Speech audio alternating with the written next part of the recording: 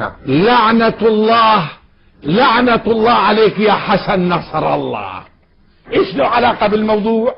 رجل يقصف حمص لأنك تعمي على الناس الحقيقة أيها المجرم الأفاك. لعنة الله عليك، وأرجو من الشعب السوري اليوم أن يلعنه على خطابه الأخير. هذه الممانعة أيها الأفاك الأثم.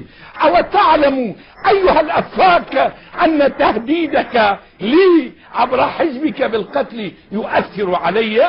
أتظن أنني إن سكت ليس هناك سيبقى، ستخمد الثورة؟ بل إني أقول أيها الشعب السوري أعاهدكم أن أبقى معكم ما شاء الله أن أكون، وأنتم تعاهدونني عهد واحد، أنني إن قتلت أو مت أو اعتقلت أن تتضاعف الثورة، لا لأجلي ولكن ليعلموا أننا ما سرنا لأن عدنان طلب منا ذلك، وإنما سرنا نيلا لحقوقنا وحريتنا وكرامتنا وعدالتنا.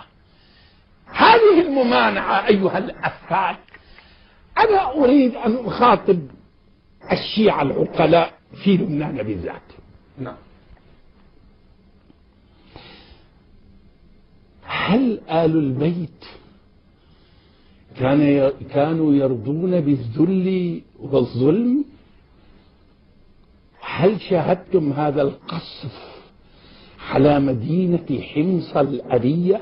هذا القصف العشوائي، هذا يعني غيض من فيض، يعني قليل من كثير. هذا قليل من كثير، هذه صورة وصلتنا، لكن لهم الآن قرابة شهرين وهم يقصفون بهذه المدينة وبغيرها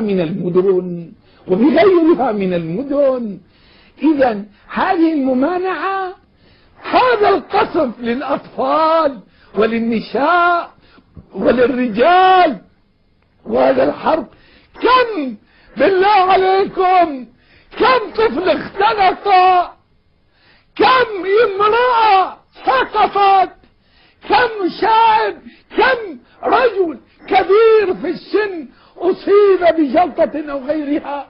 قصف العشوائي، هذه هي الممانعة أيها المجرم. والله إنك أخس من بشار، لأنك تدافع عنه بالباطل وهو يدافع عن نفسه وعن طائفته.